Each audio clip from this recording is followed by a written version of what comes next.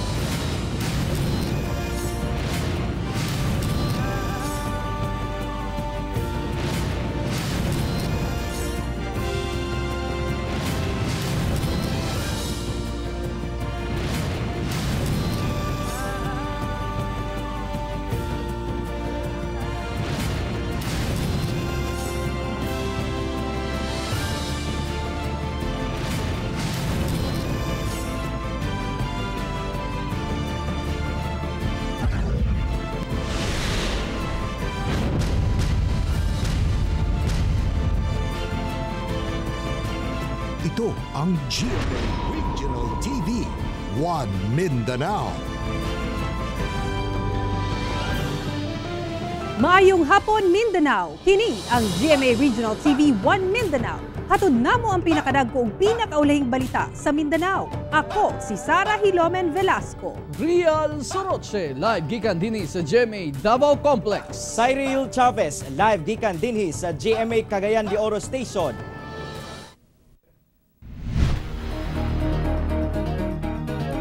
Nadugangan ang mga lugar sa Mindanao nga gipailam sa Modified Enhanced Community Quarantine. Samtang gilugwayan kini sa Davao City ug Cagayan de Oro City nga dunay daghang COVID-19 cases. Ani ang report ni Argil Relator.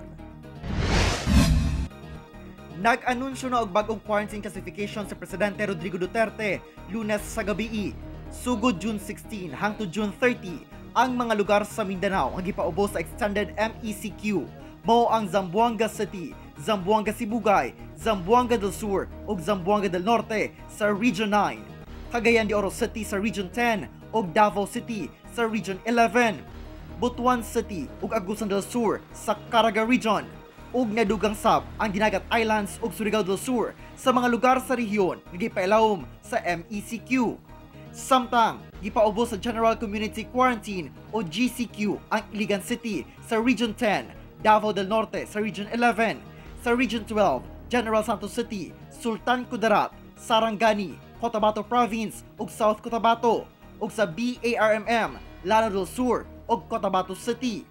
Ug ang ubang lugar sa Mindanao anaa sa MGCQ. We are seeing a positive result in the weekly and strict quarantine restrictions that were imposed. Tungod sa parayong pagsaka sa mga kaso sa COVID-19 sa Mindanao, girekomenda ang pagpapaspas sa paghatag sa mga bakuna aron masusama sab sa NCR nga mikunhod na ang mga kaso tungod sa kadaghang bakuna nga gihatag. Nandoon na yung problema ngayon.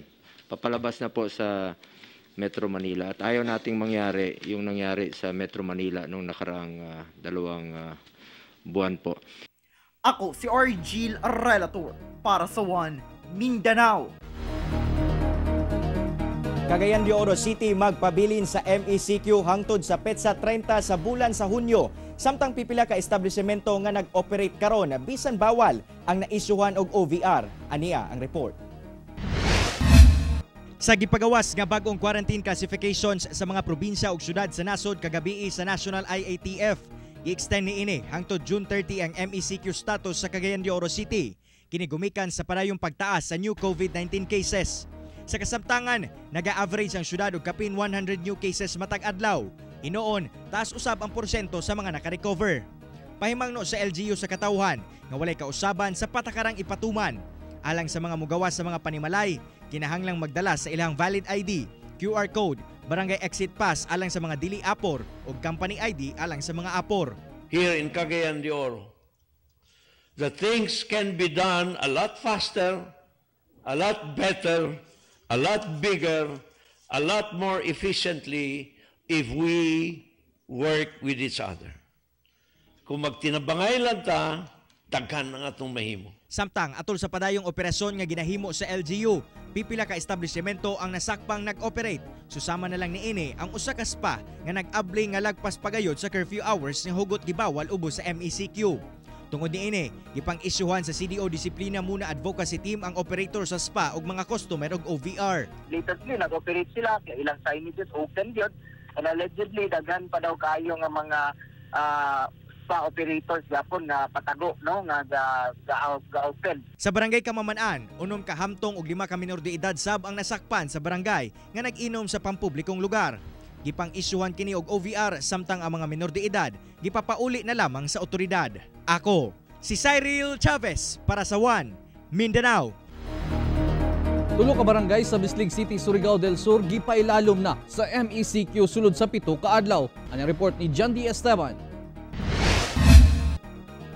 Gibutang na ubos sa MECQ ang Barangay Tabon, poblasyon ug mga goy sa Bislig City, Surigao del Sur hangtod June 21.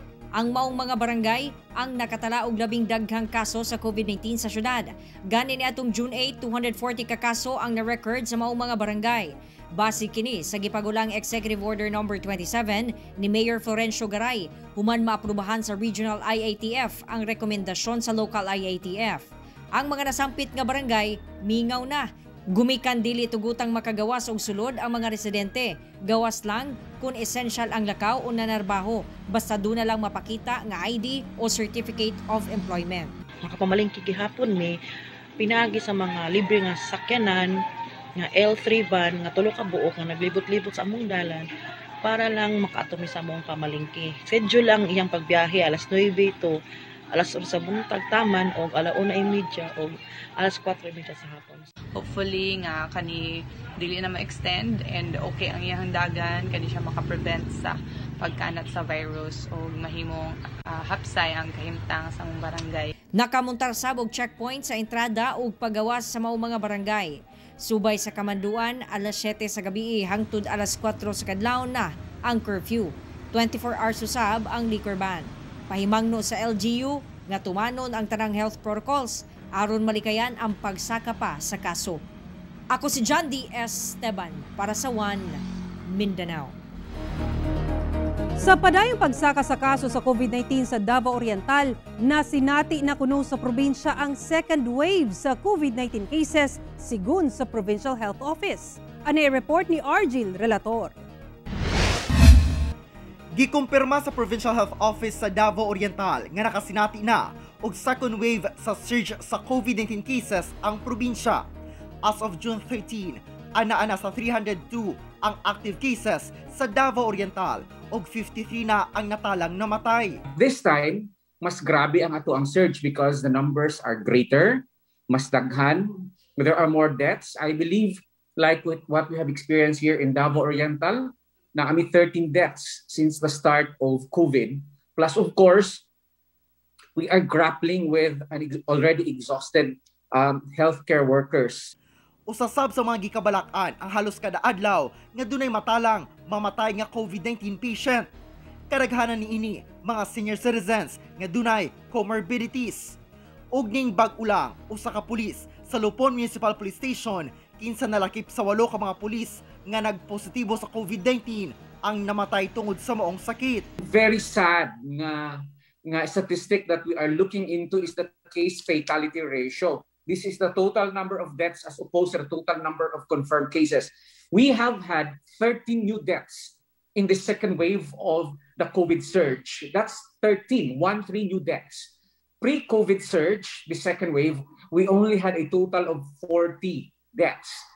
Luyo sa padayong pagsaka sa kaso sa COVID-19 sa Davao Oriental, wala mihangyo ang provincial government nga isaka ang ilang quarantine status nga nagpabilin paghihapon sa MGCQ karon.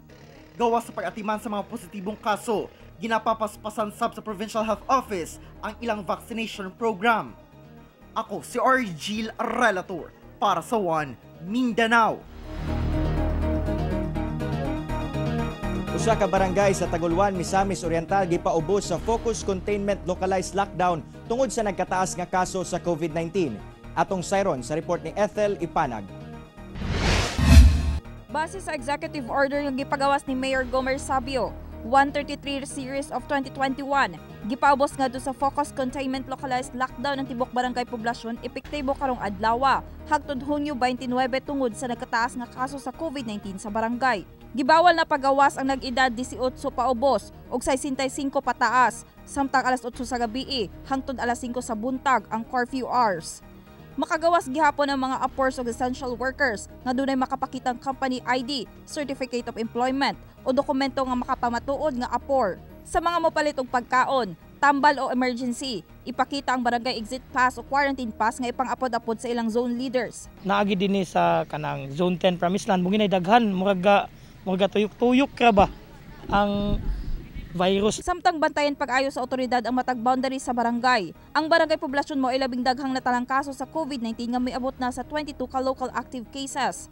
Mitala na ang Taguluan og 406 ka total confirmed COVID-19 cases, 65 ang active, 325 recoveries ug 16 ang namatay. At least nalipay na lang ko ani kay gahi gigulo po ang mga tao dinhi di gid makalisod ba lisod.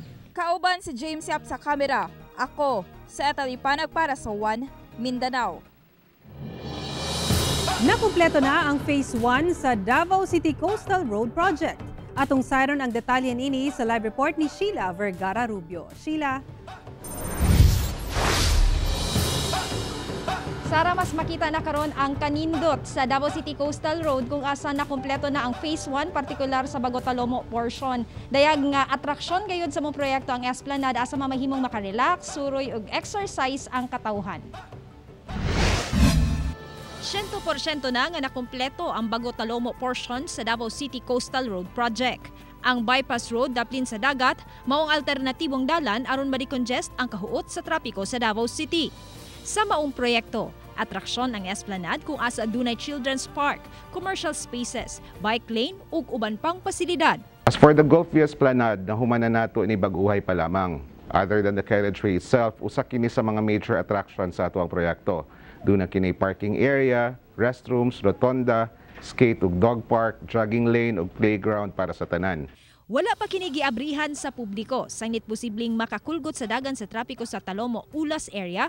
Busa, ginapaspasan na karon ang pagsumpay niini sa Coastal Road sa Matina Aplaya. Sa pagkakaron, nag-aspalto na sa dalan ug nagkabutang na og substructure sa bridge nga kalutsan sa bukana gikan Talomo, Bangkal padulong sa Matina. In addition, nahuman na nato ang 5 sa 11 Katulay ug ongoing na pod ang approach sa Bukana Bridge ug ang embankment sa Santa Ana Bridge. Sunod tuig, ginalauman nato na makatabok na ang Bagoto Talomo section nato padulong sa Matina Playa. Sara, dagan na ang naghinam-hinam nga makasulod o makaagi sa Coastal Road apan tungod sa pandemya gikinahanglan nga i-control ang pagsulod aron dili magtapok ang katawhan. Sara. Okay, dagang salamat Sheila Vergara Rubio.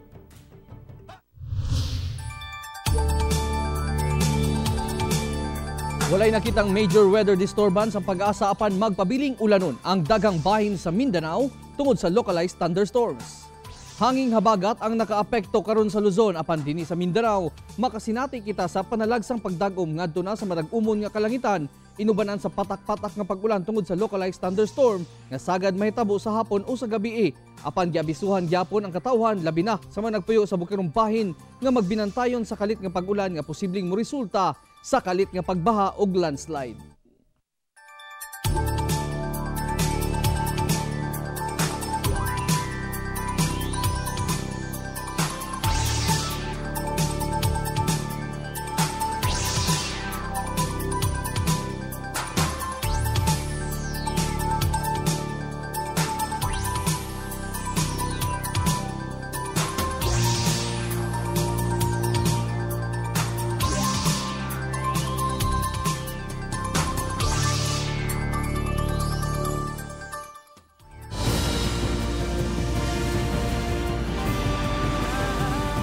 Ito ang GMA Regional TV, One Mindanao.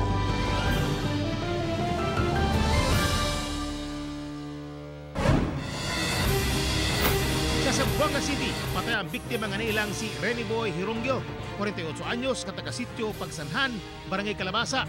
Sumala pa, samtang nag-inom kini uban ang igsuon nga si Joselito Hirongyo, kalit nga naglalis ang duha nga misangko sa tinigbasay. Niegok kini sa liog ug ulo, hinungdan sa kamatayon. Padayang pagkarong ginapakita ang sospek nga misibat human sa hitabo. Patayng lawas sa gituwang sakop sa NPA na recover human sa enkwentro tali 58 IB sa barangay Mimbuli, lungsod sa Salay, Misamis Oriental.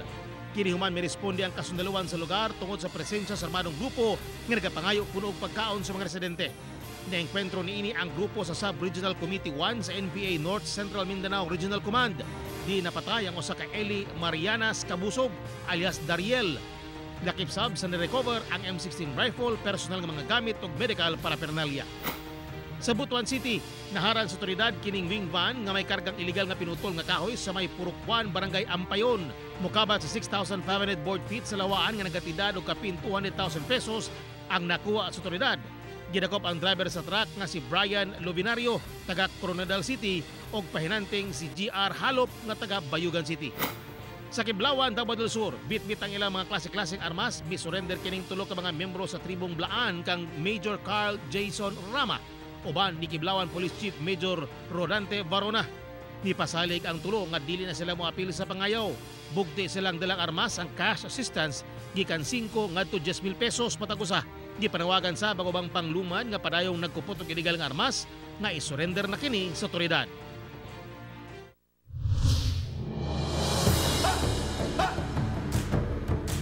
Barangay Secretary sa Agusan, Cagayan de Oro City, patay human mabangga ang motor niini sa usa ka multicab nga gimanihuan sa usa ka pulis. Ani ang report. Dili pa madawat karon sa pamilya ni Cagayan de Oro City, Barangay Agusan Secretary Kenneth Piloton ang kalit nga pagkamatay niini Domingo sa kadlawon. Human mabangga ang motor niini sa usa ka multicab sa National Highway sa Lapasan. We were saddened sa tragic kayo nga pagkawala sa tuwang amigo, no, ang atuang sekretary, ako gitong body. Anytime nga nay kinanglan nga nay lako, nay aksyon nga atuan nga kinanglan nga nay atuan nga inspeksyonon, naagid to siya nimo pero masampit. Kaulay na lang siya sa Malinawon. Di na lang sa mga una sa mga anak, tatala ko andam gumatabang sa mga apo. Apo ginabot na sila. Nga ako sige mo panugon nga ayon kabalak kay ako nang bebalos sa mga anak. Pas kaya na ko buhaton og tanan. Sa pag-imbestiga sa Kokpo, pabalik kuno si Piloton sa Barangay Agusan, samtang gikan sa Kulambog, Lapasan ang multicab nga gimanihuan ni Police Corporal Noel Azaure. Sa National Highway, mihunong kuno ang multicab apan mi left turn si Piloton, hinungdan nga nabangga kini.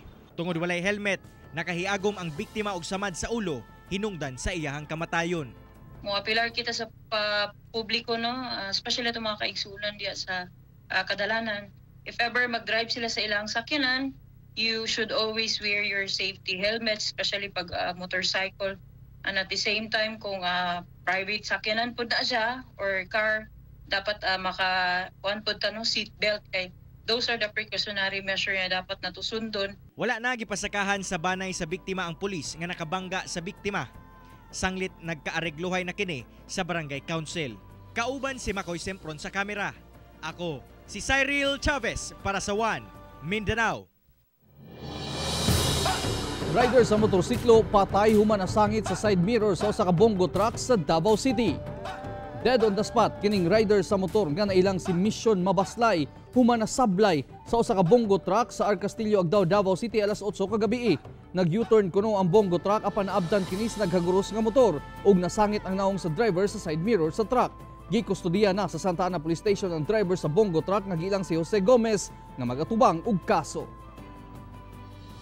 Pahimang no sa mga motorista, kung kita magmaneho, sigurohon nato no nga maayo ang ato ang panlawas o kinahanglan katong mga gina-allowed nga speed limit sa kadalanan ato jud ng permanente tumanon.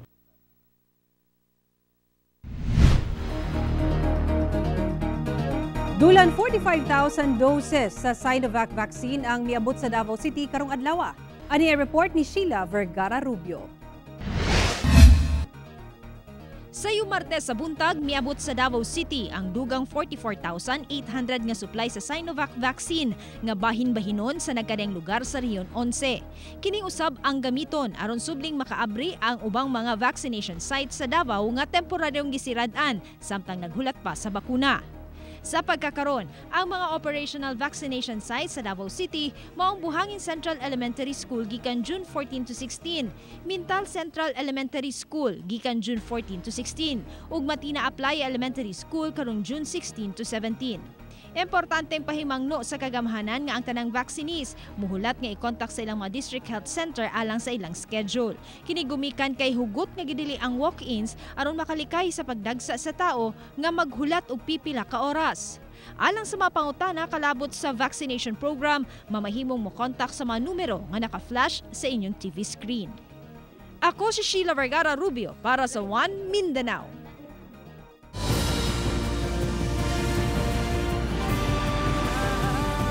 Ito ang GMA Regional TV, One Mindanao.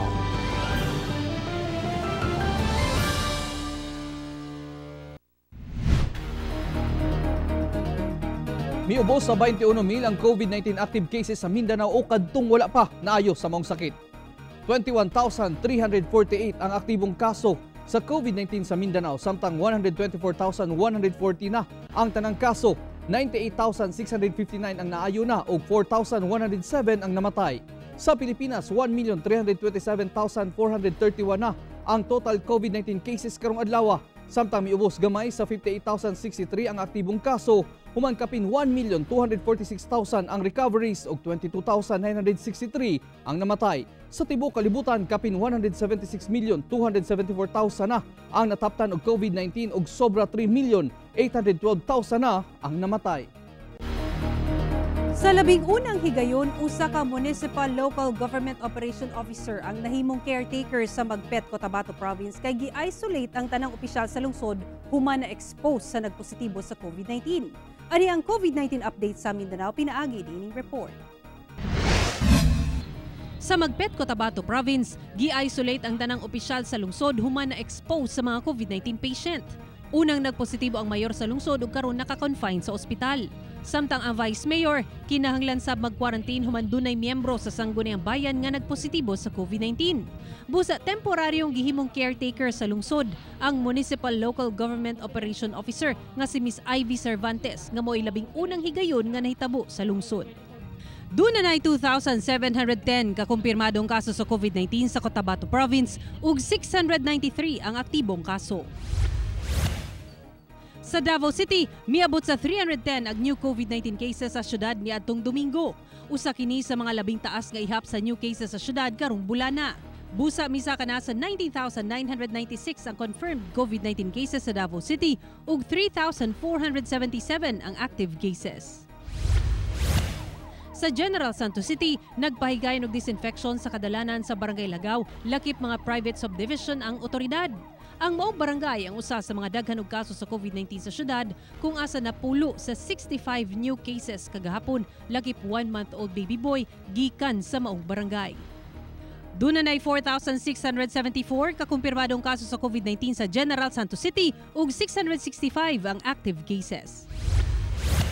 Sa Polomolok, South Cotabato, naapil ang lungsod sa dunay taas nga average daily attack rate sa COVID-19 sa tibok Pilipinas sumala sa Octa Research.